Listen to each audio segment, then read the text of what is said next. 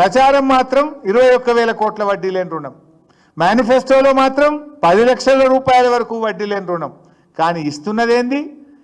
గతంలో కేసీఆర్ గారు ఇచ్చిన 5 లక్షల రూపాయలకు మాత్రమే ఈరోజు వడ్డీ లేని రుణం వర్తిస్తుంది.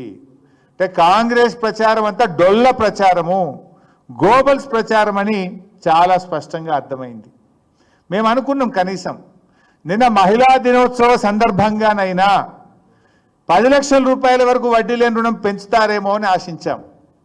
అది పెంచకపోగా 21,000 కోట్ల రూపాయల వడ్డీ లేని రుణం ఇచ్చినామని చెప్పి ఈ రాష్ట్రంలోని మహిళలందరినీ కూడా ఈరోజు కాంగ్రెస్ పార్టీ మోసం చేసింది.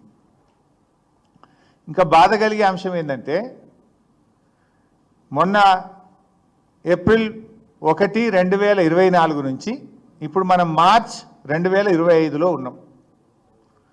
ఈ 11 నెలల కాలములో కనీసం 5 లక్షల రూపాయలకు ఇచ్చే వడ్డీ లేని రుణం కూడా ఒక్క పైసా విడుదల చేయలే ఈ ప్రభుత్వం. అట్లీస్ట్ ఆ ఫైల్ మొదలు గ్రూపులు ఏం చేస్తాయంటే బ్యాంకుకు కట్టుకుంటాయి, ప్రభుత్వం గ్రూపులకు విడుదల చేస్తుంది. గత 11 నెలల్లో ఒక్క పైసా వడ్డీ లేని రుణం డబ్బులు కూడా ఈ ప్రభుత్వం విడుదల చేయలేదు.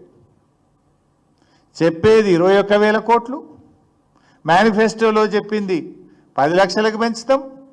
పోనీ గవర్నమెంటు గత ప్రభుత్వం ఇచ్చిన 5 లక్షల వరకన్నా వడ్డీ లేని రుణం డబ్బులు విడుదల చేసిందా అంటే గుండు సున్నా, గాడిద గుడ్డు.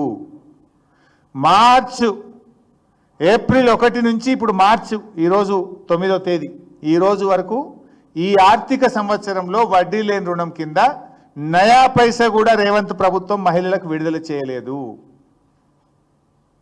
ఇది రేవంత్ రెడ్డి గారు మహిళల్ని మోసం చేస్తూ ఉన్నాడు.